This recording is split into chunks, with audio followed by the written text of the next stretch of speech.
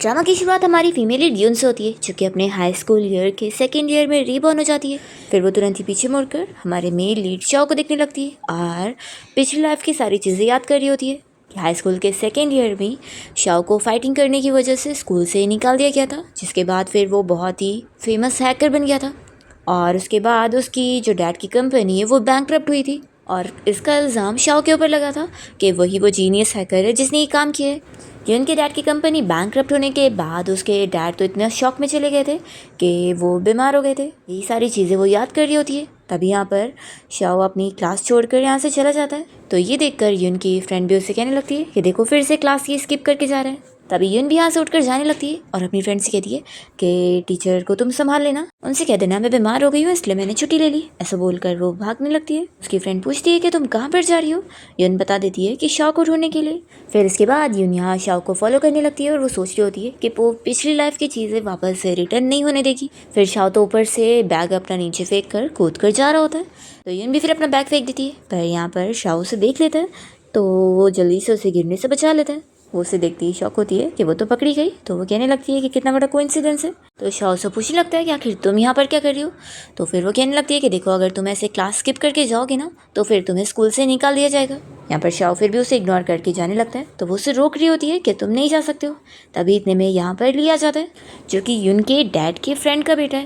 वो यहाँ पर उसे कहने लगता है कि तुम क्लास स्किप कर रही हो, लगता है तुम भूल गई हो तुम्हारे डैड कितनी ज़्यादा मेहनत करते हैं। इसे देखती शाओ पिछली लाइफ की चीज़ याद करने लगती है कि कैसे उसने इस पर इतना ट्रस्ट करी थी, पर इसने ही तो सबसे बड़ा उसे धोखा दिया था। वो उसके कंपनी के शेयर्स लेना चाहता था और ऊपर से उसे मारना भी चाहता था। वो सोचती है कि इस डेविल बंदे को वो पिछली लाइफ में नहीं पहचान पाई थी, लेकिन अब तो वो इस लाइफ में उससे बहुत दूर रहेगी। यून यहाँ पर शाओ का हाथ पकड़ के झूठा नाटक करने लगती है कि हम डेट कर रहे हैं और वो यहाँ पर शाओ को भी इशारा कर देती है कि वो अभी उसकी एक्टिंग में साथ दे। तो फिर वो कहता है कि तुम ऐसे इतनी जल्दी रिलेशनशिप में नहीं आ सकती हो। यून से चिल्लाती है कि तुम्हारा इससे क्या लेना देना है, और वो यहाँ से शाओ को लेकर जल्दी से भागने लगती है। फिर जैसे ही दोनों दूर आके रुकते हैं तो शाओ अपना यहाँ से जाने लगता है। यून कहती है कि तुम आखिर कहाँ जा रहे हो। तो शाओ कहता है कि इससे तुम्हारा क्या मतलब है। तो यून कहती है कि ठीक है फिर मैं भी तुम्हें फॉलो करूँगी। तो वो उससे मना करता है कि तुम मुझे फॉलो मत करो। यून सोचती है कि मुझे इस पर नज़र रखना होगा, इस लाइफ में मैं इसे कोई भी गलत रास्ते पे नहीं जाने दूंगी। फिर उसे फॉलो करते हुए यून देखती है कि शाओ यहाँ कोई जगह पर आया होता है किसी बंदे से मिलने के लिए। वो सोचती है कि ये ऐसी जगह पे क्यों आया है। यहाँ पर शाओ किसी को पैसे रिटर्न करने आया होता है। तो वो बंदा उसे चिल्ला रहा होता है कि बस इतने से पैसे, ये तो इंटरेस्ट पूरा करने के लिए भी काफ़ी नहीं है। वो उसे कहने लगता है कि क्या तुम अपनी पागल मॉम की फ्यूनरल के लिए पैसे बचा रहे हो। ये सुनकर शाओ को गुस्सा आ रही होती है। वो अपने आप को कंट्रोल कर रहा होता है। ये बंदा उसे 3 दिन का टाइम देता है कि अगर 3 दिन में तुमने पैसे नहीं दिए ना तो फिर तुम्हें और तुम्हारी फैमिली को मैं छोड़ूंगा नहीं। वो उसे धक्का देने लगता है। तो जल्दी से शाओ यहाँ पर आ जाती है और उस आदमी को चिल्लाती है कि तुमने अभी जो भी बोले हो ना वो सब मैंने रिकॉर्ड कर ली हूँ और इससे तुम्हें कई साल की तो जेल हो ही जाएगी। तो वो बंदा यहाँ पर यून के ऊपर हाथ उठाने चाहता है कि तुम्हारी इतनी हिम्मत। तो शाओ तो जल्दी से अपने इस लैंडलॉर्ड का हाथ पकड़ लेता है और उसे कहने लगता है कि बॉस चैन हम लोग आखिर नेबर्स हैं, तो कम से कम तुम्हें इतनी हद में तो रहना ही चाहिए। तो फिर वो आदमी यहाँ से भाग जाता है। यहाँ पर यून फिर शाओ से पूछ रही होती है कि तुम ठीक तो हो ना। तभी वो उसका हाथ पकड़ता है और उसके हाथ पे चोट देखकर वो तुरंत ही उसे अपने घर में ले आता है और फिर उसे जल्दी से मेडिसिन लगाने लगता है। तभी यून भी शाओ के हाथ पर निशान देख कर कहती है कि क्या उस लोन शार्क वाले बंदे ने इस तुम्हें चोट पहुँचाया है। शाओ से नहीं बता रहा होता है और अपना हाथ छुपाने लगता है। तो यून सोचती है कि अपनी लाइफ में आखिर ये कौन सी चीज़ों से गुजर रहे हैं। तभी इतने में यहाँ पर शाओ के अंकल आए होते हैं और वो आवाज़ दे रहे होते हैं। तो शाओ और यून बाहर आते हैं। अंकल यहाँ पर उससे पैसे मांगने लगता है और कहता है कि अरे तुम्हारे पास अपनी मॉम की केयर करवाने के लिए पैसा नहीं है, लेकिन ये लड़की को पटाने के लिए पैसे हैं। देखो अगर आज तुमने पैसे नहीं दिए ना तो फिर अपनी उस पागल मॉम को लेकर जाना। ये अंकल यहाँ पर अपनी वाइफ को बुलवाता है कि उस पागल औरत को यहाँ पर लेकर आओ। तो ये लोग फिर शाओ की मॉम को लेकर आ जाते हैं, जिनकी याददाश्त भी ठीक नहीं होती है और वो कहने लगती है कि आखिर मेरा बेटा कहाँ पर है। तो अपनी मॉम की हालत देखकर शाओ अपने अंकल आंटी से कहता है कि आपने इन्हें मेडिसिन नहीं दिए। तो फिर उसकी आंटी चिल्लाने लगती है कि तुम पैसे दो, आखिर पैसे नहीं दोगे तो हम इसे मेडिसिन कहाँ से देंगे, तुमने जितने पैसे दिए थे वो इसके खाने भर के ही थे। तो शाओ फिर इन लोगों से कह रहा होता है कि मैं कल तक पैसे दे दूंगा। तो भी ये अंकल आंटी यकीन नहीं कर रहे होते। ये सब देखते हुए यून सोचती है कि शाओ अभी फाइनेंशियल प्रॉब्लम से गुजर रहा है और इसलिए वो पैसे कमाने के लिए फिर कोड लिखना शुरू कर देगा और फिर वो पिछली लाइफ की तरह जल्द ही एक हैकर बन जाएगा। तो वो सोचती है कि नहीं, मैं ऐसा नहीं होने दूंगी, मुझे इस चेन को कट करना होगा। वो यहाँ पर फिर शाओ की मॉम की केयर के पैसे इन अंकल आंटी को देने लग जाती है।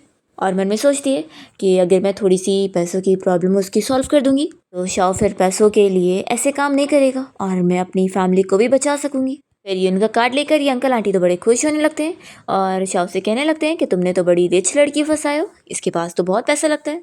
यहाँ पर शाओ तो यून से कह रहा होता है कि मुझे ये पैसे नहीं चाहिए। तभी अंकल आंटी तो जल्दी से उसकी मॉम को लेकर जाने लगते हैं कि तुम फिक्र मत करो, अब हम तुम्हारी मॉम का अच्छे से ख्याल रखेंगे। और वो लोग जल्दी से चले जाते हैं। तो शाओ फिर यून को चिल्लाता है कि तुम क्या बहुत महान बन रही हो। वो कहता है कि देखो मुझे तुम्हारी हेल्प की ज़रूरत नहीं है। वो तुरंत ही गुस्से में अपने घर में चला जाता है। तो यून सोचती है कि आखिर ये बंदा इतना ज़्यादा ज़िद्दी क्यों है। शाओ फिर एक IOU लेटर लाकर उसे देता है और कहता है कि तुमने जो पैसे अभी दिए वो मैं एक दिन रिटर्न कर दूंगा। तो यून फिर उससे कुछ नहीं कहती है और वो यहाँ से जाने लगती है। तो शाओ भी उसे फॉलो कर रहा होता है उसकी सेफ्टी के लिए और ये चीज़ यून को भी पता लग जाती है। तभी यून एक जगह रुकती है और वो पीछे मुड़कर फिर शाओ से पूछने लगती है कि क्या तुम अपना फ्यूचर जानना चाहते हो।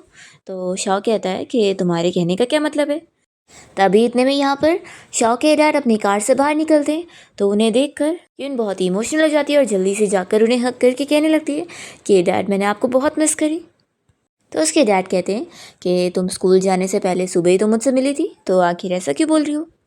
तभी यहाँ पर ली भी आया होता है और वो शाओ से कहने लगता है कि इतनी रात को तुम घर जाने के बजाय यहाँ पर क्या कर रही हो, वो भी ऐसे सुनसान जगह पर।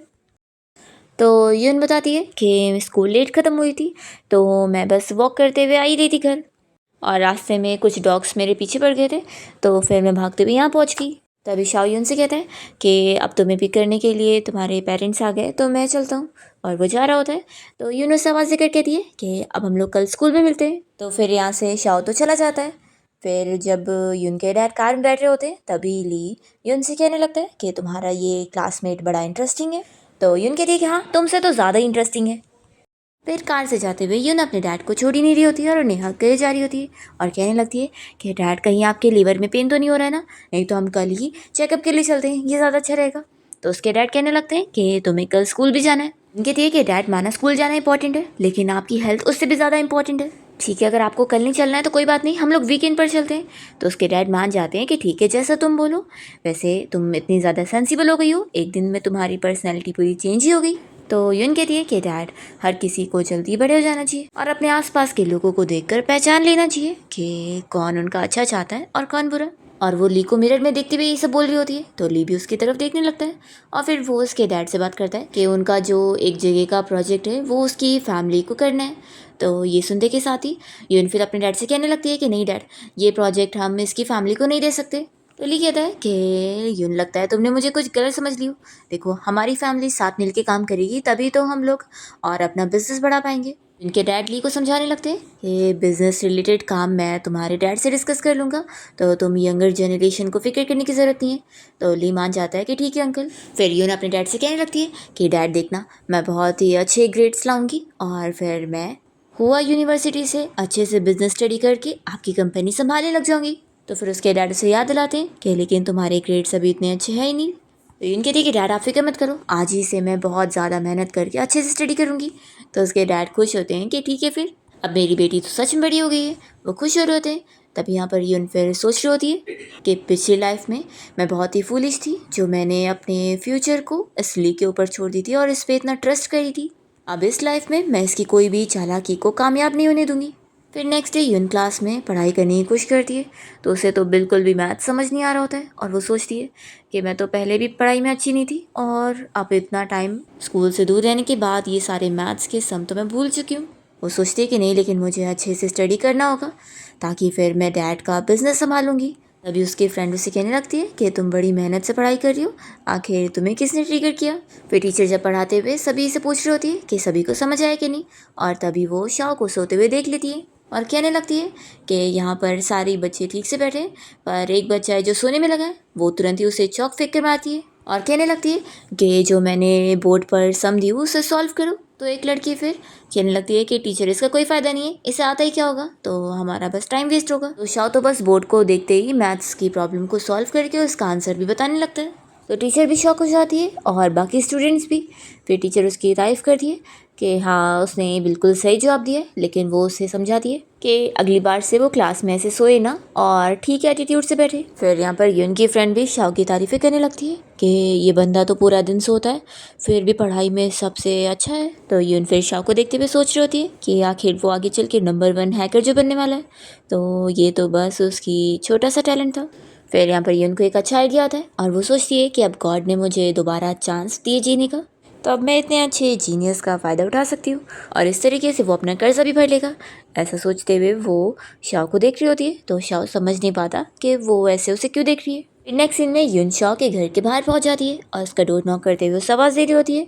तभी यहाँ पर वो पिछली बार वाला ही लोन वाला बंदा आ जाता है और वो यून से कहने लगता है कि तुम अपने बॉयफ्रेंड को ढूंढ रही हो, चलो मैं तुम्हें बताता हूँ कि मैन को कैसे प्लीज़ करते हैं। वो यहाँ से हैरेस करने की कोशिश करता है। यून उससे चिल्लाने लगती है कि तुम जो ये इंडिसेंट हरकत कर रहे हो ना, इसके लिए तुम्हें 3 साल की जेल हो सकती है। तो ये आदमी कहता है कि यहाँ पर तो कोई भी नहीं है, तो मुझे कौन पकड़ेगा, तुम्हें अब मुझसे कोई नहीं बचा सकता है। तभी इतने में यहाँ पर शाओ आ जाता है और इस बंदे को पंच मार करके वो यून को जल्दी से अपनी तरफ करता है। फिर ये आदमी शाओ के ऊपर गुस्सा होता है और उसे मारने जाता है, तो यून भी उसके पैर पे मार देती है और जल्दी से फिर शाओ यून का हाथ पकड़ के उसे यहाँ से भगा के लेकर चला जाता है। फिर यहाँ पर वो बंदा इन लोग को ढूंढने में लगा होता है और ये लोग एक जगह पे छुप जाते हैं। तभी यहाँ पर शाओ यून से पूछता है कि तुम बताओगी कि इस बार तुम क्या ट्रिक खेल रही हो।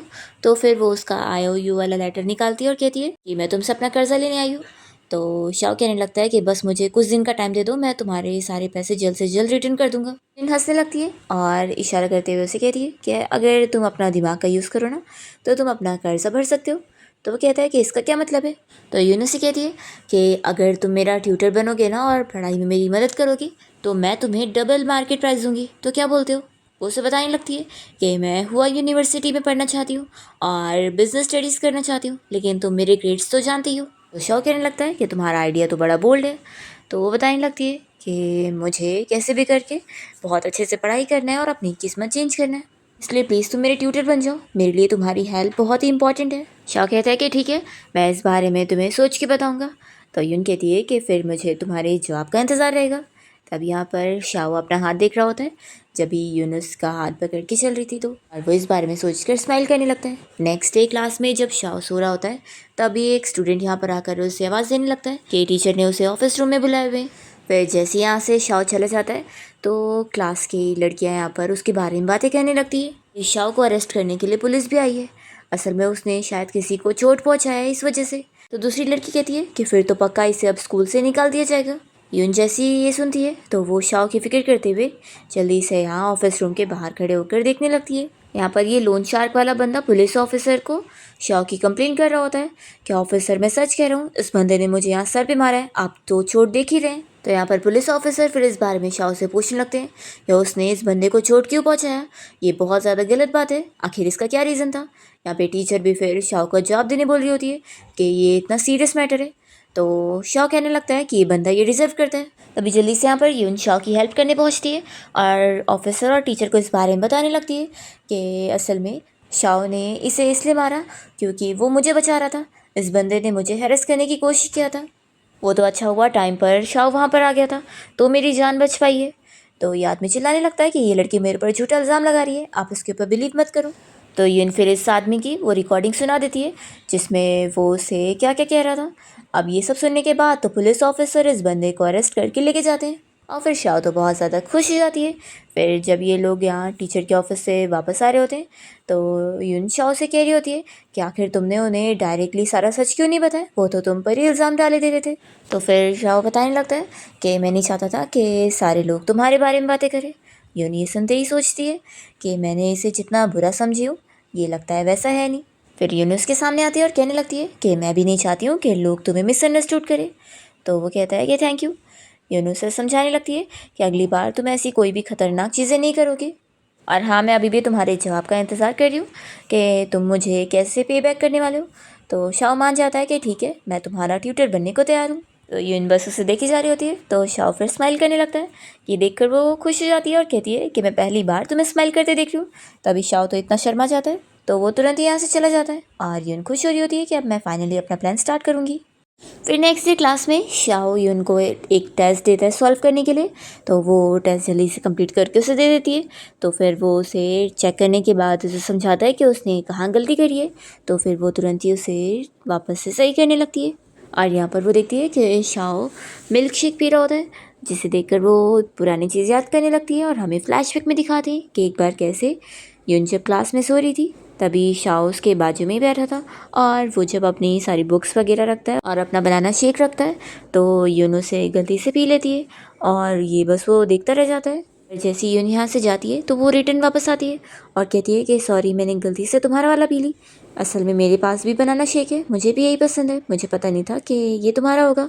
वो उसे अपना वाला दे देती है और उसे एग्ज़ाम के लिए गुड लक बोलकर चली जाती है। अब यही सब चीज़ें याद करके यून शाओ के बारे में सोच रही होती है कि आखिर वो कैसे टाइप का पर्सन होगा। और फिर शाओ स्लो से यही कहने लगती है कि बस अब तुम हैकर मत बन जाना शाओ। तो शाओ अपना नाम सुनकर उसे पूछता है कि तुमने मुझे बुलाई। तो कहती है कि मैं बस तुम्हारा नाम ले रही थी जैसे सब लोग लेते हैं। वैसे क्या तुम मुझे बताओगे कि तुम कोडिंग क्यों सीख रहे हो? तो वो कहता है कि ऑफ कोर्स पैसे कमाने के लिए। तो यून सोचने लग जाती है कि अगर मैं उसे अभी करियर चेंज करने की एडवाइस दूंगी तो क्या पता मान जाए। उसे कहने लगती है कि देखो ना, तुम तो एक बहुत ही अच्छे सर्जन बन सकते हो। तुम्हें देख कर लगता है कि डॉक्टर का कोड तुम पे कितना सूट करेगा और ये ड्यूटी तुम कितने अच्छे से निभाओगे। या फिर क्यों ना तुम पुलिस ऑफिसर बन जाओ, तुम्हारे लुक्स तो अच्छे है ही है और साथ ही बॉडी भी। जैसे वो उसे टच करती है तो कहती है कि सॉरी तुम पतले हो, कोई बात नहीं, बॉडी तो बनाई जा सकती है। या फिर इससे अच्छा तुम मैथ्स के टीचर बन जाओ, देखो तुमने मुझे कितना अच्छे से समझाया हो, मुझे लगता है तुम अपने स्टूडेंट्स को भी कितना अच्छे से समझाओगे, लेकिन कम से कम ये कोडिंग तो मत ही करो। तो फिर वो कहने लगता है कि देखो तुमने कितनी सारी गड़बड़ी करी हो, तो मुझे लगता नहीं कि मैं अच्छा टीचर हूँ। फिर इतने में यहाँ पर शाओ को उसके फ्रेंड की कॉल आती है और वो उसे ज़रूरी काम के लिए बुला रहा होता है।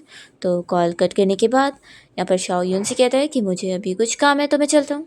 और वो जाने लगता है तो यून सोच रही होती है कि आखिर वो क्या करता है जो इतना थका हुआ भी रहता है रोज़, कहीं ये सीक्रेटली हैकिंग तो नहीं करने वाला है।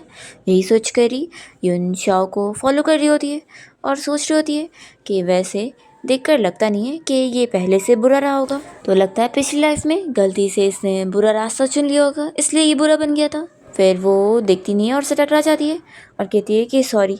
तो फिर शाओ पूछता है कि तुम आखिर मेरा पीछा क्यों कर रही हो? तो वो कहती है कि मैं बस तुम्हें घर छोड़ने चल रही थी, जब तुम घर पहुंच जाओगे तो मैं चली जाऊंगी। तो फिर वो अपने घर तक आ जाता है और कहता है कि अब तुम जा सकती हो। फिर वो जैसे अंदर आता है तो यूनुस आवाज़ देकर कहने लगती है कि देखो, इंसान की लाइफ में उसके चॉइसेस बहुत मायने रखते हैं हार्डवर्क से ज़्यादा। तो मैं उम्मीद करती हूँ कि तुम्हें समझ आ रहा होगा मैं क्या बोल रही हूँ, तो तुम बस कभी भी कोई गलत रास्ता मत चुनना। मुझे बस इतना ही कहना था। तो ठीक है, अब मैं भी घर चलती हूँ। वो जा रही होती है तो शाओ ये सब सुनने के बाद उसे थैंक यू बोलता है। तो यून ये सुनकर खुश होती है। जैसे ही वो अपने घर के बाहर तक पहुंचती है तो यहाँ पर लियो उसके घर पे ही आ रहा होता है और उसे देख कर कहने लगता है कि तुम्हें घर आने में इतना लेट कैसे हो गया। यून पूछती है कि तुम यहाँ मेरे घर पे क्या कर रहे हो? तो फिर वो बताता है कि मेरे डैड ने मुझे ये वाइन की बॉटल तुम्हारे डैड को देने के लिए बोले थे, तो मैं बस इसलिए आया था। और फिर लिया उसके बाल को टच करने जाता है तो यून तुरंत ही साइड हो जाती है। तो कहता है कि आखिर तुम ऐसे अजीब बिहेव क्यों करती हो मेरे से, आखिर अब तुम्हें क्या हो गया है?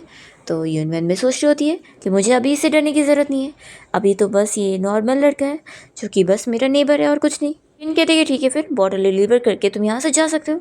तो वो उसका हाथ पकड़ने लगता है तो यून उसे दूर करती है। वो उसे कहता है कि हमने डिसाइड करे थे ना कि हम सेम यूनिवर्सिटी जाएंगे। तो यून उसे साफ मना कर देती है कि नहीं, मैंने डिसाइड कर लिया कि मैं हुआ यूनिवर्सिटी जाऊंगी बिजनेस स्टडी के लिए, और हाँ, मैं तुम्हें कोई अच्छे से जानती भी नहीं हूँ, इसलिए अच्छा रहेगा कि तुम मुझसे दूर रहो। ऐसा बोलकर उसे बाय करके वो तुरंत ही चली जाती है। तो ली सोच में पड़ जाता है कि ये पहले से इतनी अलग कैसे हो गई है। फिर नेक्स्ट सीन में यून जब अपने रूम से बाहर आती है तो वो अपने डैड को ड्रिंक करते हुए देखकर जल्दी से उन्हें रोक देती है और कहती है कि डैड, आपने मुझसे प्रॉमिस किया था ना कि अब से आप ड्रिंक नहीं करोगे। ली कहता है कि ऐसे भी मत करो, आखिर तुम्हारे डैड थोड़ी सी तो ड्रिंक कर रहे हैं। तो वो उसे गुस्से में देखती है और कहती है कि तुम अभी भी मेरे घर पे क्या कर रहे हो। तो यून के डैड उसे समझाने लगते हैं कि कोई यहाँ कुछ देने आया है तो तुम्हें अच्छे से बिहेव करना चाहिए ना। यून कहती है कि क्या पता ये यहाँ पर किस लिए आया है। तो फिर यहाँ पर यून की मॉम भी उसे चिल्लाती है कि ये तुम कैसे बातें कर रही हो। वैसे ली ने अगर आज मुझे बताया नहीं होता तो मुझे तो पता ही नहीं चलता कि स्कूल में आज इतना बड़ा सीन हुआ था और पुलिस भी आई थी। तो फिर यहाँ पर यून के डैड भी उससे इस बारे में पूछने लगते हैं कि वही जो उस दिन क्लासमेट था, ज़रूर उसने कुछ किया होगा ना तो ली भी कहने लगता है कि हाँ अंकल, आखिर हमारी यून तो कितनी ज़्यादा अच्छी है, तो ज़रूर उस बच्चे ने हमारी यून को करप्ट किया है। तो यून कहती है कि ऐसी बात नहीं है, शाओ तो बहुत ही अच्छा स्टूडेंट है और वो तो हमारे पूरे ग्रेड का एक्सीलेंट स्टूडेंट है। वो बात ऐसी है कि असल में उस दिन स्कूल के बाद मुझे एक आदमी ने हैरेस करने की कोशिश किया था। वो तो अच्छा हुआ कि शाओ टाइम पर आ गया था और उसने मुझे बचाया था। ये सुनते के साथ ही यून के मॉम डैड को उसकी फिक्र होती है और वो लोग उससे पूछते हैं कि तुमने हमें इस बारे में पहले क्यों नहीं बताई थी, क्या तुम ठीक हो? तो यून कह रही है कि आप लोग फिक्र मत करो, वो मैटर अब सॉल्व भी हो गया है, तो अभी आप लोग फिक्र मत करो। तो उसके मॉम डैड फिर बैठ जाते हैं और मॉम फिर उसे समझाने लगती है कि लेकिन अभी कॉलेज एंट्रेंस एग्जामिनेशन आने वाला है, इसलिए तुम अपना माइंड कोई और चीज़ में नहीं लगा सकती हो, तुम्हें सिर्फ स्टडी करना है। तो यून बताने लगती है कि आप लोग फिक्र मत करो, मैं बहुत अच्छे से स्टडी कर रही हूँ और ऊपर से हमारा स्टडी ग्रुप भी बन गया है जिसमें मैं मन लगा के अच्छे से पढ़ाई करती हूँ। तो फिर ली कहने लगता है कि अंकल आंटी मेरे पास एक अच्छा आइडिया है, क्यों ना यून और उसके क्लासमेट को मेरे घर पे बुलाया जाए स्टडी के लिए, ऐसे फिर हम साथ में स्टडी भी कर लेंगे और आप लोग को कोई फिक्र करने की ज़रूरत भी नहीं होगी। यून इस आइडिया के लिए अपने मॉम डैड को मना करने लग जाती है, पर वो लोग तो तुरंत ही एग्री कर लेते हैं और मॉम समझा देती है कि अब ये सेटल हो गया है, तो चलो अब तुम जल्दी से खाना खाने बैठो। फिर यून गुस्से में ली को हटने बोलती है और उसकी जगह पे फिर वो खाने के लिए बैठती है। डिनर के बाद यून की मॉम उसके डैड से बात करने आती है कि उन्हें ऐसा डर लग रहा है कि यून तो अभी छोटी है, उससे ज़्यादा अच्छी से नॉलेज नहीं है लोगों की, तो क्या पता वो जो लड़का जिसकी वो बातें कर रही थी, इसलिए वो यून के डैड को शाओ के बारे में इन्वेस्टिगेशन करने बोलती है। फिर नेक्स्ट डे हम यहाँ शाओ को देखते हैं जो कि अपने फ्रेंड के साथ अपना काम करने आता है। दोनों मिलकर यहाँ पर बहुत सारी कंपनीज का अलग अलग काम संभाल रहे होते हैं। इस शाओ के ऊपर से जो परफ्यूम की स्मेल आती है तो उसका फ्रेंड पूछने लगता है कि क्या तू कोई लड़की से पोजेस्ड हो गया? तो बताता है कि हाँ एक लड़की है जो कि मेरी डेब्ट कलेक्टर है। वो यून के बारे में बात कर रहा होता है तो दूसरी तरफ यून को चीख आने लगती है। यून यहाँ पर अपना पढ़ाई करने की कोशिश कर रही होती है और सोचती है कि आखिर ये सब इतना हार्ड क्यों है। फिर नेक्स्ट टाइम देखते हैं कि यून शाओ और अपने फ्रेंड के साथ मिलकर अपने घर पे यहाँ स्टडी के लिए आ जाती है। तीनों मिलकर यहाँ पर स्टडी कर रहे होते हैं और यून की फ्रेंड को यहाँ पर एग्ज़ाम की फ़िक्र हो रही होती है। तो यून कहने लगती है कि फ़िक्र मत करो, तुम बहुत ही अच्छा एग्ज़ाम दे पाओगी और क्या पता तुम फ्यूचर में डॉक्टर बन जाओ। तभी इतने में यहाँ पर लिया जाता है तो वो भी इस बारे में बात करने लगता है। यून कहती है कि तुम्हें क्या यहाँ पर मेरी मॉम ने भेजी है हम पर नज़र रखने के लिए? तो बताता है कि असल में टेम्परेरीली अब मैं तुम्हारे घर पे रहूँगा, मैंने तुम्हारे मॉम डैड से परमिशन भी ले चुका हूँ। और वो यहाँ पर शॉक की बुक उठाकर देखने लगता है और यून को बातें सुना रहा होता है कि सच में आजकल तुम्हारी फ्रेंड्स का टेस्ट काफ़ी ज़्यादा अलग हो गया है। तो यून से चिल्लाती है कि तुम हमारी स्टडीज़ के बीच में डिस्टर्बिंग कर रहे हो। तो फिर वो कहने लगता है कि क्या मैं भी तुम्हारा स्टडी ग्रुप ज्वाइन कर सकता हूँ? तो यून मना करती है कि हमारे स्टडी ग्रुप में आउटसाइडर अलाउड नहीं है और वो उसे जल्दी से यहाँ से निकाल देती है और फिर उसे छोड़ कर ही वो वापस आती है। फिर नेक्स्ट सीन में हम देखते हैं कि ली शाओ को पूरा घर दिखा रहा होता है और कहता है कि कितना अच्छा घर है ना। तो शाओ पूछता है कि तुम डायरेक्टली बोलो तुम्हें क्या बोलना है। ली कहने लगता है कि मैंने तुम्हारे बारे में इन्वेस्टिगेट किया, मुझे पता लग गया है कि तुम्हारे डैड मर चुके हैं और तुम्हारी मॉम मेंटली बीमार है और तुम्हारी फैमिली बहुत ज़्यादा गरीब है और ऊपर से जो तुम्हारे रिलेटिव्स है वो खून चूसने वाले। वो उसे अपना कार्ड देने लगता है और बताता है कि मेरी फैमिली की टेक्नोलॉजी कंपनी है और अब क्योंकि तुम यून के फ्रेंड हो तो सिर्फ इसी वजह से मैं तुम्हें ग्रेजुएशन के बाद हमारी कंपनी में जॉब का ऑफ़र दे रहा हूँ। तो शाओ से गुस्से में कहता है कि इससे तुम्हारा कोई मतलब नहीं है, मैं अपनी जॉब खुद ढूंढ सकता हूँ। तो भी यहाँ पर लियो उसके जेब में अपना कार्ड डाल देता है और कहता है कि यहाँ पर तुम आया करना, वैसे भी तुम्हारे डॉग हाउस से ये घर तुम्हें ज़्यादा अच्छा लग रहा होगा ना। और इस तरीके से उसकी बेइज्जती करते हुए ली यहाँ से चला जाता है। तो शाओ को गुस्सा आती है। फिर नेक्स्ट डे जब ये लोग स्कूल से निकल रहे होते हैं तो यून शाओ को मनाने लगती है कि क्यों ना हम लोग अभी मेरे घर पे चले स्टडी के लिए, मेरी मम्मी ने बहुत सारे डिलीशियस खाने भी बनाई है। तो फिर यहाँ पर शाओ तो मना कर देता है कि मुझे भूख नहीं है। तो यूनो से बनाने लगती है कि क्यों ना तुम नेक्स्ट वीक मेरे घर पे आओ, लास्ट टाइम वो जो हम लोग मैथ्स के सम सॉल्व कर रहे थे मुझे तो काफ़ी समझ नहीं आए, तो तुम मुझे समझा देना। तो यहाँ पर फिर शाओ इसके लिए भी मना करता है कि नेक्स्ट वीक भी मुझे काम है और वो उसे इग्नोर करने की कोशिश कर रहा होता है। तो यून सोचे पड़ जाती है कि उसे क्या हुआ है। तब यहाँ पर शाओ से अपनी होमवर्क वाली बुक देना चाह रहा होता है पर फिर उसे रख लेता है और कहता है कि सॉरी मुझे अभी घर जाना है। और वो जाने लगता है तो यहाँ पर उसे फिर अपनी मॉम की आवाज़ आती है। वो जल्दी से उन्हें ढूंढने के लिए भागता है। यहाँ पर उसकी मॉम वापस अपनी याददाश्त खो चुकी होती है और उन्हें यही लग रहा होता है कि शाओ अभी भी बहुत छोटा है, तो वो अपने छोटे वाले शाओ को ढूंढ रही होती है और सभी से इस बारे में पूछ रही होती है। तो सारी पब्लिक उन्हें देखकर बातें करने लगती है कि ये पागल औरत आखिर कहाँ से आई हुई है। और फिर वो तो बीच रास्ते में ही बैठ कर रोने लग जाती है कि उनका बेटा कहीं खो गया है। तब यहाँ पर शाओ अपनी मॉम को ढूंढते हुए पहुँच जाता है और उन्हें बताने लगता है कि मैं ही शाओ हूँ। पर वो उसे पहचानती नहीं और कहने लगती है कि तुम कौन हो, मुझे ऐसे टच मत करो। तो एक आदमी फिर यहाँ पर शाओ की मॉम का मजाक उड़ाने लगता है कि लगता है इसका हस्बैंड छोड़कर भाग गया है, इसलिए भी पागल हो चुकी है।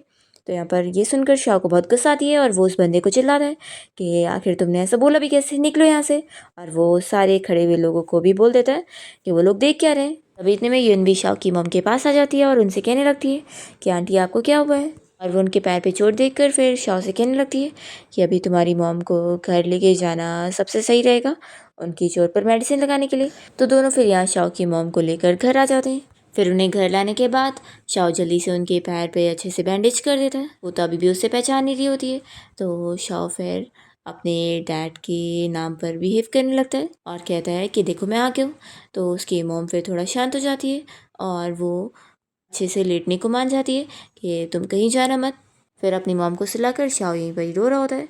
तो यूनी सब देख रही होती है। तभी शाओ से कहने लगता है कि आज की तुम्हारी हेल्प के लिए बहुत थैंक यू। वो उसे कहता है कि देखो अब तुम्हें जाना चाहिए। तो यून जैसी जा रही होती है तो शाओ कहता है कि 1 मिनट रुको, और फिर वो उसे अपनी होमवर्क वाली बुक दे देता है। यून तो ये देखकर खुश हो जाती है और फिर यहाँ से चली जाती है। उसके जाने के बाद शाओ को यहाँ अपने अंकल आंटी की आवाज़ आती है जो कि आपस में बातें कर रहे होते हैं कि आखिर वो क्रेज़ी सिस्टर इन लॉ तुम्हारी कहाँ चली गई है। तो फिर उसकी आंटी अपने हस्बैंड से बता रही होती है कि उसे क्या पता, वो तो अपने फ्रेंड्स लोग के साथ गेम खेलने गई थी। और जब वापस आई तो शाओ की मॉम वहाँ थी ही नहीं। वो कहती है कि अच्छा है चली गई, पूरा दिन ऐसे पागलपंती करती रहती है, आखिर उसे कौन ही झेल सकता है।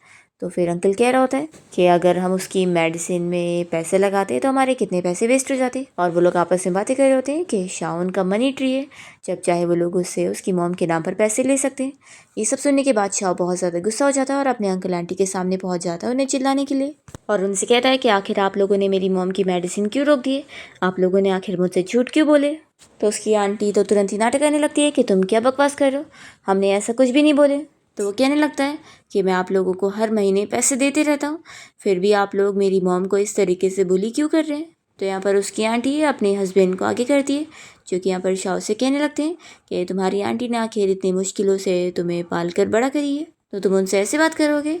देखो तुम्हारी आंटी गुस्सा होगी ना तो फिर हम लोग इस घर से निकल के चले जाएंगे, अब तो हम लोग तुम्हारा और नहीं झेलेंगे। तो शाह कहता है कि अब मेरा भी बस बहुत हो गया है, अब मुझे और मेरी मॉम को आप लोगों की कोई ज़रूरत नहीं है, हम लोग आपको देखना भी नहीं चाहते, आप लोग अभी यहाँ से निकल जाओ। तो फिर उसके अंकल उसे चिल्लाने लगते हैं कि ठीक है, फिर इतने सालों से तुम और तुम्हारी मॉम हम लोग के घर पे रहें तो वो पैसे हमें रिटर्न करो, अभी हमें 1 लाख चाहिए। तो शाह ने चिल्लाता है कि उनकी हिम्मत भी कैसे हुई ऐसे उससे पैसे मांगने की। वो बताता है कि ये घर मेरा और मेरी मॉम का है, आप लोग का नहीं, और फ्री में तो आप लोग रह रहे हैं।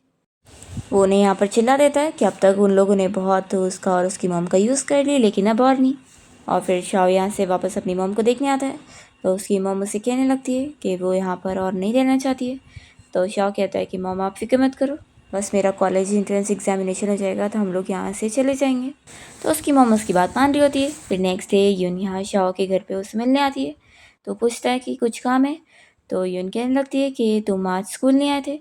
तो बताता है कि अभी कुछ दिन के लिए मैं स्कूल आऊँगा भी नहीं, और अभी मैं तुम्हें ट्यूटर भी नहीं कर सकता हूँ, और फिक्र मत करो तुम्हारे पैसे मैं जल्दी तुम्हें रिटर्न कर दूँगा। तो यून कहती है कि आखिर क्या हुआ है। तभी यहाँ पर शाओ की मॉम के अंदर से चिल्लाने की आवाज़ आती है। उनकी बीमारी फिर से रिएक्ट कर रही होती है और वो फिर से याददाश्त भूल जाती है और कहने लगती है कि उन्हें अपने बेटे शाओ की याद आ रही है। तो जल्दी से फिर यून और शाओ यहाँ पर आते हैं और यून उन्हें बताने लगती है कि आंटी यही तो आपका बेटा शाओ है। तो शाओ की मॉम मानती नहीं है और यून को ढकेल देती है और कहने लगती है कि तुम सभी बहुत ही बुरे लोग हो। तो जल्दी से शाओ फिर इनको उठाता है और वो उसे दूर बैठा कर समझाने लगता है कि तुम यहीं पर ही बैठो और हिलो मत। और फिर वो अपनी मॉम के पास आता है और फिर वो तो वापस अपने डैड की तरह बनकर अपनी मॉम को शांत करने की कोशिश करता है और कहने लगता है कि देखो मैं वापस आ गया हूँ ना। तो उसकी मॉम फिर मेडिसिन लेने को मान जाती है। ये सब देखते हुए यून सोचती है कि वो इतनी यंग एज में इतना सब कुछ झेल रहा है। फिर अपनी मॉम को सुलाने के बाद शाओ यहाँ यून के पास बैठता है और उसके हाथ की चोट पर मेडिसिन लगाने लगता है और उसे कहता है कि सॉरी, देखो अब अच्छा रहेगा कि तुम मुझे ढूंढते हुए वापस यहाँ पर कभी मत आना, मैं नहीं चाहता हूँ कि मेरी वजह से तुम्हें कोई चोट आए। पर फिर भी यहाँ से यून जाती नहीं है और वो उसकी मॉम के साथ पेपर एरोप्लेन से खेलने लग जाती है। तब यहाँ पर वो एक पेपर पे शाओ की लिखी हुई बातें पढ़ती है तो उसे पता लगता है कि ये असल में उसकी डायरी के पेजेस है, जिसमें शाओ ने यून के बारे में भी लिखा होता है जब उसने पहली बार यून को देखा था। जब वो फर्स्ट डे स्कूल में आई थी, उस दिन से ही वो उसे देखा करता था कि वो क्लास में सबसे डिफरेंट लड़की है और बहुत ही अच्छी भी है। और वो उसकी और अपनी नेक्स्ट मीटिंग के बारे में भी लिखता है, जिस दिन उसने उसका बनाना शेक पी ली थी। और फिर उसके बाद डायरेक्ट उस दिन जब वो स्कूल से भाग रहा था और वो उसका पीछा कर रही थी, और फिर जब वो उसे फॉलो कर रही थी, ये सारी चीज़ें वो मेंशन करता है। और फिर ली की कही हुई बातों को भी लिखने लगता है कि लेकिन उसके फ्रेंड ली ने बिल्कुल सही बोला है कि मेरे और उसके बीच में बहुत ही बड़ा डिस्टेंस है, जो कि मुझे याद रखना चाहिए और दोबारा उसकी दुनिया में नहीं जाना चाहिए। हमारी दुनिया सेम नहीं है। ये सब पढ़कर यून सोचती है कि उसने अपने दिल में इतनी सारी बातें छुपा के रखा था, उसे मुझसे ये सब डिस्कस करना चाहिए था।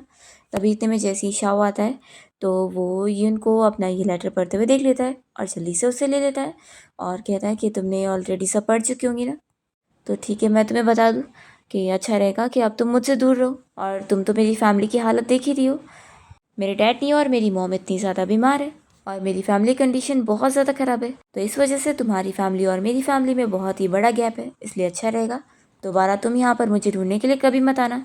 ये सब मेरी आंटी ने भी बोली थी और मुझे लगता है कि वो बिल्कुल सही कहती है कि मैं बहुत ही अनलकी हूँ, तो मैं नहीं चाहता कि मेरी वजह से तुम्हारी लाइफ के ऊपर बुरा असर पड़े। यूनो से कहती है कि ये सब बिल्कुल झूठी बात है, तुम कोई अनलकी नहीं हो, उल्टा देखो तुम तो कितने ज़्यादा स्मार्ट हो। मुझे यकीन है कि एक दिन तुम अपनी मेहनत से अपना फ्यूचर बना सकते हो और अपनी मॉम और अपने आप को एक अच्छी लाइफ दे सकते हो। तो शौक कहने लगता है कि लेकिन मेरी जो हालत है, मैं नहीं चाहता कि तुम मुझे ऐसी बुरी हालत में देखो। तो यूनो से समझाने लगती है कि हर कोई परफेक्ट नहीं होता है और हम दोनों साथ मिलकर लाइफ की सारी चीज़ों को फेस कर सकते हैं। शाह फिर अपनी डायरी के बारे में बात करने लगता है, तो यून कहती है कि तुम्हारी राइटिंग बहुत अच्छी है, तो ठीक है फिर अब से मेरा लैंग्वेज का होमवर्क तुम ही करोगे। शाह बताने लगता है कि मुझे एक पार्ट टाइम जॉब मिल गई है, तो मैं जल्द से जल्द तुम्हारे सारे पैसे रिटर्न कर दूंगा। तो कहती है कि पैसे रिटर्न करने की इतनी जल्दी भी नहीं है, वैसे भी मुझे क्रेडिटर बनकर बहुत ही इंजॉय मिल रहा है। अभी इतने में यहाँ पर शाह की मॉम आकर उसे कहने लगती है कि तुम्हें ऐसे लोगों से उधार नहीं लेना चाहिए। तो वो बहुत ज़्यादा शॉक हो जाता है और खुश होकर कहता है कि मॉम, आपने मुझे पहचान ली। तो उसकी मॉम कहती है कि तुम मेरे बेटे हो तो मैं तुम्हें कैसे नहीं पहचानूंगी। तो शाह खुश होकर ही उनसे कहता है कि देखो, मेरी मॉम ने मुझे पहचान ली है और अब वो ठीक हो चुकी है। फिर वो बहुत हैप्पी होता है। फिर नेक्स्ट डे शाओ अभी तक क्लास में नहीं आया होता है, तो यून की फ्रेंड उससे कहने लगती है कि लगता है ये फिर से क्लास स्किप करके गए। तो यून कहती है कि नहीं, देखना वो ज़रूर आएगा। तभी सच में आज शाओ पहुंच जाता है, तो यून की फ्रेंड कहने लगती है कि उसने बिल्कुल सही बोली थी। फिर यहाँ पर यून खुश होकर शाओ से कहती है कि मुझे पता था तुम यहाँ पर ज़रूर आओगे। तो कहता है कि आखिर मुझे अपने पैसे जो रिपे करना है, मेरी डेब्ट कलेक्टर। तभी उनकी फ्रेंड ये सुन लेती है और कहती है कि आखिर ये सब क्या चल रहा है, कुछ तो गड़बड़ है जो तुम लोग मुझसे छुपा रहे हो। तभी एक स्टूडेंट वापस से शाओ को बुलाने आता है कि टीचर ने उसे ऑफिस में बुलाई है। तो फिर यहाँ से शाओ टीचर के ऑफिस में जाने के लिए निकलता है और क्लास की दो लड़कियाँ वापस से उसके बारे में बातें करने लगती है कि इसे तो बार बार टीचर ऑफिस में बुलाते हैं, लगता है फिर कुछ किया होगा। यूनी सब सुनती है तो उसे गुस्सा आता है। दूसरी ओर हम देखते हैं कि शाओ के अंकल आंटी यहाँ पर आए होते हैं उसकी कंप्लेन करने के लिए। अंकल आंटी टीचर को सब झूठ झूठ बता रहे होते हैं कि शाओ उन लोगों को कोई पैसा नहीं देता है और ऊपर से उसकी मॉम भी बीमार है तो उसमें भी पैसा लगता है और वो लोग उसकी मॉम का भी खर्चा उठा रहे हैं। इस वजह से वो लोग अब उसे स्कूल में नहीं पढ़ा सकते, इसलिए उसे स्कूल से निकाल ले आए।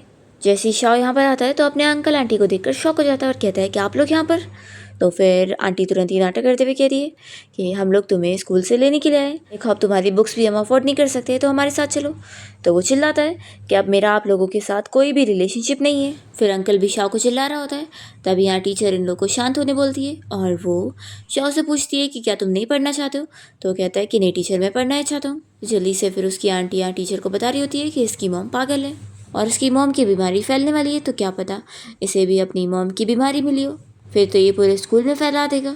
तो टीचर फिर इस बारे में शाह से पूछती है कि क्या ये सच है। तो अंकल आंटी कह रहे होते हैं कि हम लोग सही बता रहे हैं, आपको कभी इसके बिहेवियर देखकर लगता नहीं है कि इसकी मेंटल हालत ठीक नहीं है। वो इस वजह से क्योंकि इसे भी अपनी मॉम की बीमारी मिल चुकी है।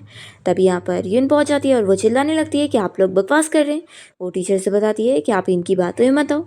वो इस अंकल आंटी को चिल्लाती है कि आप लोग शाओ के ऊपर कुछ भी झूठा इल्ज़ाम लगा रहे हैं बस उसे स्कूल से निकालने के लिए, आखिर क्यों। तो टीचर कहती है कि यून आखिर तुम यहाँ पर क्या कर रही हो, इसका तुमसे क्या लेने देने। तो अंकल आंटी भी यहाँ पर उनसे कहने लग जाते हैं कि लगता है तुम्हें शाओ ने फूल बना दिया है, इसलिए तुम पागल जैसे उसकी साइड ले रही हो। देखो उसके साथ मत घूमो, नहीं तो फिर अपनी पागलपंती वो तुम्हें भी दिखा देगा। तो यून आंटी को चिल्लाती है कि आप ये सब इसलिए कर रहे हैं ना क्योंकि शाओ ने आप लोगों को अपने घर से निकाल दिया, इस वजह से आप उसे बर्बाद करना चाह रही हैं। आखिर आप जैसे रिलेटिव किसको चाहिए? तो तुरंत ही अंकल चिल्लाने लगता है कि वो घर हमारा है और हमने इसे रहने दिया और इसकी मॉम को। तो फिर यहाँ टीचर इन लोगों को चिल्लाती है कि यहाँ स्कूल में आर्ग्यूमेंट मत करो, ये जो भी मैटर है ये स्कूल इस बारे में पता करेगी। और वैसे भी शाओ तो स्कूल इतना स्किप करता है कि ये तो बस टाइम की बात थी, ये एक दिन स्कूल से निकाला ही जाता। तो आंटी तो खुश हो रही होती है और टीचर को और बताने लगती है कि ये दोनों रिलेशनशिप में, तो क्या स्कूल में ये सब अलाउड है? तो फिर तो इन लोगों को निकाला जाना चाहिए ना। टीचर कहती है कि आप लोग फिक्र मत करो, स्कूल इस बारे में पता लगाएगी, अगर ये बातें सच्ची निकलेगी तो फिर इसके ऊपर एक्शंस लिया जाएगा। तो जल्दी से फिर शाओ और यून दोनों ही टीचर से कहने लग जाते हैं कि आप बिल्कुल गलत समझ रही है, हम लोग कोई भी डेटिंग नहीं कर रहे, हम लोग तो बस अपना स्टडी ग्रुप फॉर्म करके सिर्फ स्टडी पे फोकस कर रहे हैं। शाओ कहता है कि टीचर मुझे अपनी गलती का एहसास हो गया, लेकिन मैं आपको सच बता रहा हूँ कि क्लास स्किप करना बस मैं अपने फैमिली प्रॉब्लम की वजह से कर रहा था, तो बस आप मुझे एक और चांस दो, मैं सब कुछ ठीक करना चाहता हूँ। तो टीचर कहती है कि तुम क्या करोगे? तो शाओ कहता है कि मैं आपको पूरे क्लास में फर्स्ट आके दिखाऊंगा, तो क्या आप मुझे स्कूल में रुकने देंगी? अगर मैं नहीं कर पाया तो मैं खुद ही स्कूल से निकल जाऊँगा। तो टीचर फिर इस शर्त के लिए मान जाती है और कहती है कि ठीक है, मैं तुम्हें एक चांस दे रही हूँ। और वो यून से भी कह देती है कि तुम्हें भी 100 रैंक के अंदर तो आ रही है, नहीं तो फिर तुम दोनों निकलोगे। यून तो ये सुनकर बहुत ज़्यादा शॉक हो जाती है, फिर वो भी टीचर की शर्त मान लेती है। फिर नेक्स्ट सीन में हम देखते हैं कि शाओ अपना बाहर स्टडी करते हुए स्नैक खा रहा होता है, तभी यून भी वहाँ पर आ जाती है और वो बहुत फिक्र करने लगती है कि आखिर अब मैं क्या करूँगी। तो शाओ कहता है कि फ़िक्र मत करो, मैं ज़रूर फर्स्ट आके दिखा दूँगा। तो कहती है कि मुझे तुम्हारी नहीं बल्कि अपनी फ़िक्र हो रही है कि मैं 100 रैंक के अंदर कैसे आऊँगी, तुम तो जानते हो मेरी स्टडी इतनी अच्छी नहीं है। तो कहता है कि हाँ बात तो सही है, तुम्हारी जैसी स्टडी चल रही है उस हिसाब से तो तुम सच में नहीं कर पाओगी। तो और फिक्र करी होती है। शाओ हंसकर कहता है कि लेकिन तुम फिक्र मत करो, मैं हूँ ना यहाँ पर, हम लोग सब कुछ साथ में फेस करेंगे। तो उसका स्नैक का थोड़ा हिस्सा ले लेती है और कहती है कि हाँ तुमने सही कहा है। अभी इतने में यहाँ पर ली आया होता है, तो उसे देख कर यून शॉक होती है और पूछती है कि तुम यहाँ पर क्या कर रहे हो? तो ली बताने लगता है कि अब से मैं भी तुम लोग का क्लासमेट हूँ। तो ये सुनकर तो शाओ को अच्छा नहीं लगता। फिर टीचर यहाँ पर ली को क्लास में लेकर आती है और सभी स्टूडेंट्स को मिलवाने लगती है कि ये तुम लोग का न्यू क्लासमेट है। और फिर टीचर उसे पीछे वाली सीट पर बैठने बोल देती है। तो यहाँ पर ली शाओ के पास आता है और उसे हैंडशेक करना चाह रहा होता है कि अब मैं तुम्हारा डेस्कमेट हूँ। तो शाओ तो उसे हाथ नहीं मिला रहा होता है, तभी यून इसे पकड़ के क्लास से बाहर लेकर जाती है और उसे कहने लगती है कि तुम आखिर यहाँ पर क्या कर रहे हो? तुमने तो मुझे बताए थे कि तुम अब्रॉड में स्टडी करने वाले हो, तो ये सब क्या है? तो कहता है कि टेम्पररीली मैंने वो आइडिया अभी स्टॉप कर दी हूँ, अभी तो मैं यहीं पे रहूँगा। वो यून से पूछने लगता है कि आखिर तुम अचानक से इतनी ज़्यादा बदल कैसे गई हो? पहले तो तुम मुझे चेस किया करती थी और मेरे हमेशा पीछे लगा करती थी, क्या अब तुम ये सब उस शाओ की वजह से कर रही हो? तो यून कहती है कि अगर ये बात हाँ भी है तो क्या हो गया, और ये बोलकर वो अपना क्लास में वापस चली जाती है। फिर नेक्स्ट डे से यून शाओ की मदद से अपना पढ़ाई पे फोकस करने लग जाती है कि उसे 100 रैंक के अंदर तो आना ही होगा। तो शाओ फिर उसे अच्छे से पढ़ा रहा होता है और सभी स्टूडेंट के जाने के बाद भी फिर दोनों यहाँ स्कूल में साथ में पढ़ाई कर रहे होते हैं। फिर अचानक से रात में तो लाइट्स कट हो जाती है और कोई बाहर से डोर भी लॉक करके जा चुका होता है। तो यून को तो अंधेरे से बहुत डर लग रहा होता है और तभी अचानक से वो कोई आवाज़ से डर जाती है और तुरंत ही शाओ के ऊपर कूद जाती है। पर फिर इन लोग को पता लगता है कि यहाँ पर कुछ भी नहीं है बल्कि वो लोग सेफ है। फिर शाओ यहाँ पर बुक की तरफ लाइट करता है और कहने लगता है कि क्यों ना हम लोग अपनी स्टडी कंटिन्यू रखें, क्योंकि इसके अलावा कोई और ऑप्शन नहीं है। तुमने अभी तक वैसे भी अपना होमवर्क भी पूरा कंप्लीट नहीं करी, तो ये उनको मानना पड़ता है। फिर वो अपना होमवर्क कंप्लीट करने के बाद बैठे बैठे सो जाती है और फिर उसे सोते हुए देखकर शाओ तो बस स्माइल कर रहा होता है और फिर जैसे वो उसके हाथ को टच करने जाता है तो रुक जाता है और उसके बारे में सारी चीज़ें याद कर रहा होता है। फिर मॉर्निंग में जब दोनों ऐसे ही बैठे बैठे सो रहे होते हैं तभी क्लास में टीचर और स्टूडेंट्स आ जाते हैं और वो लोग काफ़ी शॉक होते हैं कि तुम दोनों कल रात स्कूल से गए नहीं और यहीं पर ही सो रहे थे। तो यहाँ पर ये दोनों फिर जल्दी से जाग जाते हैं और सारे स्टूडेंट्स इन लोग को देखकर खुश हो रहे होते हैं और बातें कर रहे होते हैं कि लगता है इन लोग की डेटिंग चल रही है। फिर यून तो यहाँ पर कुछ बोल नहीं पाती है और वो बहुत ज़्यादा शाय हो जाती है। फिर लोग जब अपनी क्लास में आ जाते हैं तो यून की फ्रेंड उसे कहने लगती है कि मैंने सुनी कि आज तुम और शाओ साथ में पूरी रात यहीं स्कूल में रुके हुए थे। तभी ली ये सब सुन रहा होता है और वो शाओ को चिल्लाने लगता है कि तुमने आखिर एक गरीब लड़के के साथ यहाँ ये सब करके बहुत गलत करी हो और अपनी फैमिली का भी नाम खराब करी हो।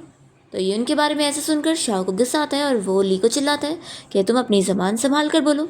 तो सारे लोग फिर शाओ को देखकर सोच रहे होते हैं कि पहली बार वो लोग उसे ऐसे गुस्सा होते हुए देख रहे हैं। फिर यहाँ पर ली तो कह देता है कि मैंने क्या ही गलत बोला। तो सभी लोग सोचते हैं कि क्या ये लोग फाइट करने वाले हैं। वो सभी यही कहने लग जाते हैं कि अगर अभी शाओ ने फाइट किया ना तो उससे तो पक्का स्कूल से निकाला जाएगा। यून ये सब सुनते हुए शाओ को यहाँ शांत करने लगती है कि वो फाइट नहीं कर सकता है, तो फिर वो उसकी बात मान जाता है और शांत बैठ जाता है।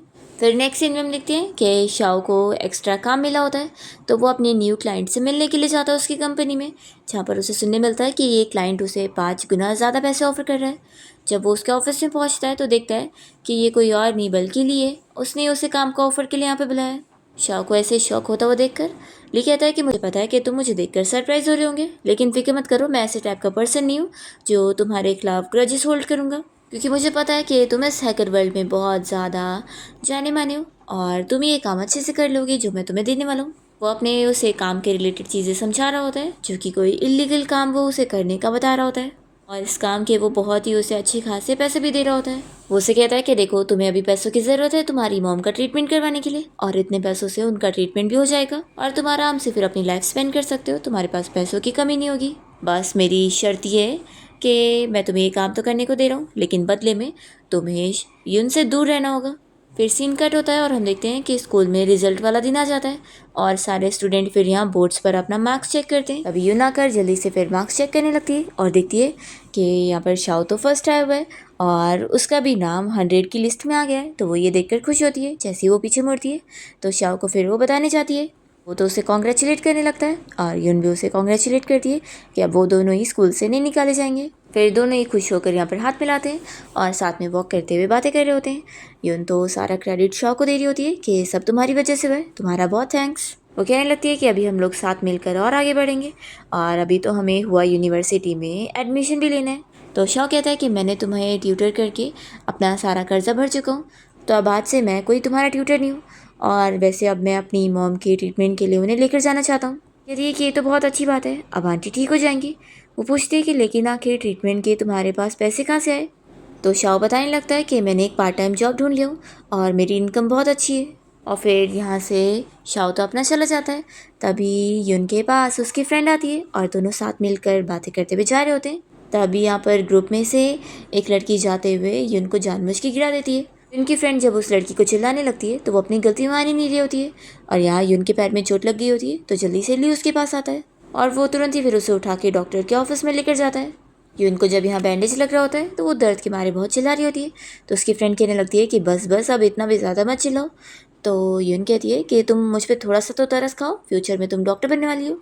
तो उसकी फ्रेंड को भी ये चीज़ शॉकिंग लगती है। तभी यहाँ पर शाओ भी भागते हुए आता है यून को देखने के लिए और वो यहाँ पर ली को यून की केयर करता हुआ देखकर अपसेट हो जाता है और सोचता है कि उसके पास ऑलरेडी बहुत लोग हैं, उसे मेरी ज़रूरत नहीं। फिर वो यहाँ से चला जाता है।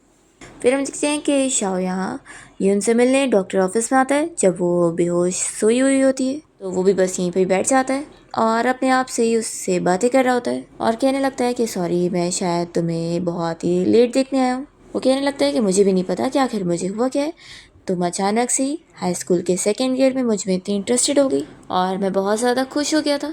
लेकिन मुझे ये भी अच्छे तरीके से पता है कि हम लोग कम्प्लीटली अलग अलग दुनिया से बिलोंग करते हैं, और फिर मैं अपने आप को रोक ही नहीं पाया और हम लोग इतना क्लोज आ गए कि मैं ये तक भूल गया कि मैं हूँ कौन। मैं बस लेकिन इतना ही चाहता हूँ कि तुम हमेशा खुश रहो, और तुम्हारी खुशी के लिए मुझे चलेगा कि तुम्हें खुश करने वाला पर्सन अगर मैं ना भी रहूँ तो। फिर यून स्कूल से बाहर निकलने के बाद शाओ की साइकिल पे बैठ जाती है और कहती है कि मुझे अब तुम मेरे घर तक छोड़ दो। वो उसके कान में अपने ईयरफोन्स भी डाल देती है और दोनों फिर साइकिल राइड एंजॉय करते हैं। जब यहाँ यून अपने घर तक पहुँच जाती है तो वो शाओ से उसकी मॉम की ट्रीटमेंट के बारे में पूछती है कि सब कैसा चल रहा है। तो बताता है कि उनकी ट्रीटमेंट अच्छे से चल रही है। यून कहती है कि अगर कोई भी चीज़ की ज़रूरत होगी तो मुझे ज़रूर बताना। तो शौक कहता है कि फ़िक्र मत करो, मेरी पार्ट टाइम जॉब की इनकम बहुत अच्छी है, तो मॉम की ट्रीटमेंट मैं अच्छे से हैंडल कर सकता हूँ। यून कहती है कि फिर तो अच्छी बात है। वो कहती है कि मुझे पता है कि मेरे ग्रेड्स अभी इतने अच्छे नहीं हैं, लेकिन मैं मेहनत कर रही हूँ, देखना मैं बहुत अच्छी ग्रेड्स लेकर आऊँगी और मैं कॉलेज एंट्रेंस एग्जामिनेशन अच्छे से पास करूँगी, फिर हम दोनों साथ में हुआ यूनिवर्सिटी जाएंगे। ऐसा वो उसके साथ डील करने लगती है। फिर दूसरी ओर हम देखते हैं कि शाओ अपने फ्रेंड के साथ अपना काम पर लगा होता है और यहाँ पर यून अपने मॉम डैड के साथ अच्छा सा डिनर करने जा रही होती है, उन्हें गुड न्यूज़ बताकर कि उसने कितने अच्छे मार्क्स लेकर आई है। तो उसके मॉम डैड बहुत ही हैप्पी होते हैं। तभी अचानक से यून के डैड को कॉल आता है और उन्हें पता लगता है कि उनकी कंपनी में किसी ने डेटा हैक कर लिया है। तो वो तुरंत ही कंपनी जाने के लिए निकलते हैं। यून इस बारे में सुनते ही याद करने लगती है कि पिछली लाइफ में कैसे इस वजह से उसके डैड इतना बीमार हो गए थे और न्यूज़ में चल रहा था कि ये सारा काम जीनियस हैकर शाओ का है। तो वो इसी बारे में सोचने लगती है कि आखिर ये सब कैसे हो गया, क्या ये सब भी शाओ ने किया होगा। फिर यून शाओ के बारे में पता लगाते हुए यहाँ इंटरनेट कैफ़े में पहुँच जाती है और उसे कहने लगती है कि मुझे तुमसे बात करनी थी। तो उसे देखकर शाओ का फ्रेंड पूछ रहा होता है कि ये लड़की कौन है। तो शाओ उसे नहीं बता रहा होता है और वो यून से कहता है कि तुम थोड़ा वेट करो, मैं अभी अपना काम कंप्लीट कर लेता हूँ। तो यून कहती है कि ठीक है, मैं बाहर इंतज़ार करती हूँ। जब वो बाहर खड़ी होती है तभी अचानक से यहाँ पर ली आ जाता है। तो उसे देख कर यून को तो गुस्सा आता है। वो कहती है कि तुम यहाँ पर क्या कर रहे हो, मुझे तुमसे नहीं मिलना है। तभी वो जल्दी से उसे हग कर लेता है और उसे कहने लगता है कि मैं तुम्हें बहुत लाइक करता हूँ, तो देखो तुम मुझसे ऐसे दूर नहीं जाओ। शाओ से पूछने लगती है कि क्या वो जानता है कि हैकर कौन है। वो कहता है कि ऑफ कोर्स मैं जानता हूँ। तभी सामने यहाँ पर शाओ खड़ा होकर इन लोग को देख लेता है और ली यहाँ पर यून को घुमाकर उसे दिखाने लगता है कि हैकर तुम्हारे सामने है। शाओ तो अपसेट हो जाता है इन लोग को ऐसे देखकर और यहाँ से जाने लगता है। तो यून फिर ली को चिल्लाती है कि उसे उसकी बात पर बिलीव नहीं है और वो जल्दी से शाओ को ढूंढने जाती है। फिर उसे यहाँ रोकने लगती है। तो शाओ रोते हुए उसे कह रहा होता है कि वैसे तो वो चाह रहा था कि वो उससे दूर हो जाए और वो अपना लाइफ में खुश रहे, लेकिन उसे ऐसे ली के साथ देखकर उसे बिल्कुल भी अच्छा नहीं लगा। अभी वो कहती है कि तुमने बिल्कुल सब गलत समझ लिया। वो उसके आंसू पोंछने लगती है और उसे बताती है कि मैं चाहती हूँ कि मुझे जो पर्सन खुश करे वो तुम हो। ये सुनते के साथ ही शाओ तो शौक हो जाता है कि जो वो वहाँ उसके पास बैठकर बोल रहा था वो सब सुन रही थी। यून कहती है कि मैं तुम्हें प्रोटेक्ट करना चाहती हूँ और हाँ, हमने डिसाइड करे थे ना कि हम लोग साथ में यूनिवर्सिटी जाएंगे। ऐसे बोलकर वो उसे हक करती है। फिर दोनों साथ में चलते हुए बातें करते हैं और यून इस बारे में शाओ से पूछती है कि वो असल में क्या जॉब कर रहा है। तो बताता है कि हैकर की। ये सुनकर वो शौक होती है। तो ये कहने लगता है कि लेकिन जैसा तुम सोचती हो वैसा नहीं। वो उसे बताता है सब कि कैसे ली ने आकर उसे काम का ऑफ़र दिया था और वो असल में उसके डैड की कंपनी में इलीगल तरीके से हैकिंग करवाना चाहता था। इसके वो उसे अच्छे खासे पैसे ऑफ़र कर रहा था, पूरे 20 लाख तक। लेकिन यहाँ पर शाओ से बताता है कि मैंने वो ऑफ़र रिजेक्ट कर दिया और मुझे ऐसा लगता है कि ज़रूर उसने इस काम के लिए किसी दूसरे बंदे को ढूंढ लिया है और इन सब के पीछे उसका ही हाथ है। यून खुश हो जाती है कि मुझे इस बात की खुशी है कि ये तुम नहीं हो। वो कहने लगता है कि लेकिन मेरे पास अभी ली के खिलाफ कोई डायरेक्ट एविडेंस नहीं है। तो ये कहती है कि कोई बात नहीं, मुझे तुम पे ट्रस्ट है। फिर यून पार्क में जब स्टडी करने जाती है तो यहाँ पर शाओ भी पहुँच जाता है और उसकी स्टडी में हेल्प करता है। फिर जब यून घर पहुँचती है तो उसकी मॉम उससे पूछने लगती है कि वो कहाँ पर गई थी। तो यून बताती है कि स्टडी ग्रुप में। उसकी मॉम उसका फ़ोन ले लेती है और कहती है कि मुझे ली ने सब बता दिए, अब तुम्हें सिर्फ स्टडी पे फोकस करना होगा, तुम्हारा एग्ज़ाम आने वाला है, जब तक एग्ज़ाम नहीं होता तब तक ये फ़ोन मेरे पास ही रहेगा। ऐसा बोलकर उसकी मॉम फ़ोन ले लेती है। फिर नेक्स्ट सीन में हम देखते हैं कि शाओ यहाँ यून से मिलने आता है और उसे वो बालकनी के नीचे से आवाज़ देता है। यून तो उसे देखकर खुश हो जाती है और शाओ यहाँ पर उसे एग्ज़ाम के लिए गुड लक विश कर रहा होता है। तो वो भी फिर उसे गुड लक लिख कर पेपर एरोप्लेन के ज़रिए उसे दे देती है। फिर फाइनली कॉलेज एंट्रेंस एग्जामिनेशन ख़त्म हो जाता है और यून बहुत ज़्यादा खुश होती है। तभी शाओ से पूछता है कि वैसे क्या तुम मुझे बताओगी कि तुम्हें एग्ज़ाम में आने वाला ऐसे का टॉपिक कैसे पता था। तो कहती है कि अगर मैं बोलूँ कि मैं फ्यूचर से आई हूँ तो क्या तुम बिलीव करोगे। तो शाओ हाँ बोलता है। यून कहती है कि अगर मैं बोलूँ कि मैं फ्यूचर देख सकती हूँ और मैं 28 ईयर्स की हूँ तो क्या तुम बिलीव करोगे। तो कहता है कि हाँ। यून काफ़ी शौक होती है कि तुम्हें मेरी हर बात पे कैसे बिलीव है। तो शाओ बताता है कि मुझे सिर्फ तुम पर ही बिलीव है। ये सुनकर वो फिर शाय हो जाती है। इतने में उसे अपने डैड का कॉल आता है। तो कहती है कि अब मैं घर चलती हूँ। फिर घर आने के बाद वो रिज़ल्ट चेक करती है और अपने मार्क्स जो कि 586 आए होते हैं वो देखकर खुश हो जाती है और उसके डैड भी बहुत ही हैप्पी होते हैं। फिर यून की मॉम यहाँ उसे बताने आ जाती है कि अब उसे अब्रॉड जाना होगा स्टडी के लिए। तो यून फिर बताती है कि नहीं, वो यहीं पर ही हुआ यूनिवर्सिटी में पढ़ना चाहती है। तो उसकी मॉम बहुत ज़्यादा गुस्सा हो जाती है और समझ जाती है कि वो ज़रूर अपने उस क्लासमेट शाओ की वजह से ऐसा कर रही है। वो उसे कहने लगती है कि उसके पास दो ऑप्शन है, या तो वो चुपचाप से अब्रॉड में स्टडी करने जाए या तो फिर उसे ली से शादी करनी पड़ेगी। तो यून फिर अब्रॉड में स्टडी का ये ऑप्शन चुन लेती है। फिर हम देखते हैं कि यून के डैड शाओ को अकेले में बात करने के लिए बुलाते हैं और उसे वो समझाने लगते हैं कि देखो तुम अच्छे लड़के हो, लेकिन तुम्हें इतना समझना चाहिए कि मेरी बेटी शाओ और तुम्हारे बीच में कितना ज़्यादा डिफरेंस है। तो इसलिए फालतू हरकतें करने का तुम सोचो मत और अपने फ्यूचर पे ध्यान दो। जब तुम कुछ लायक के बनोगे तभी तुम बात करना। तो शाओ कहता है कि अंकल आप बिल्कुल सही कह रहे हैं, मैं आपसे प्रॉमिस करता हूँ कि पहले मैं कुछ लायक का बनूंगा। फिर फाइनली ग्रेजुएशन पार्टी वाला दिन होता है जहाँ पर शाओ भी आया होता है। तो यून और वो सभी अपने क्लासमेट्स के साथ डांस करते हैं, जिसके बाद फिर डायरेक्ट 4 साल हो जाते हैं और यून यहाँ पर ली से अभी भी अपनी दूरियाँ बना के रखती है और उससे वो बहुत ही नफरत कर रही होती है क्योंकि अब वो अपने असली चेहरे उसके सामने ही दिखा रहा होता है। तभी इस पार्टी में शाओ भी आया होता है और यून को यहाँ पर देखने मिलता है कि वो तो कितने बड़े कंपनी का CEO बन चुका है। यहाँ पर शाओ की तो बहुत तारीफ़ें हो रही होती है और यून भी उसे देखकर बहुत ज़्यादा खुश हो जाती है।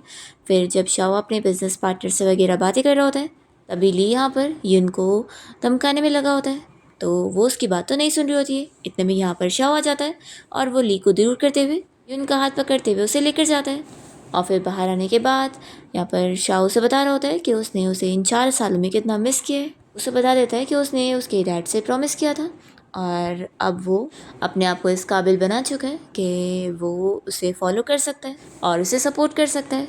फिर शाओ उसे किस कर लेता है और उसे कन्फेस करता है कि क्या वो उसकी गर्लफ्रेंड बनेगी।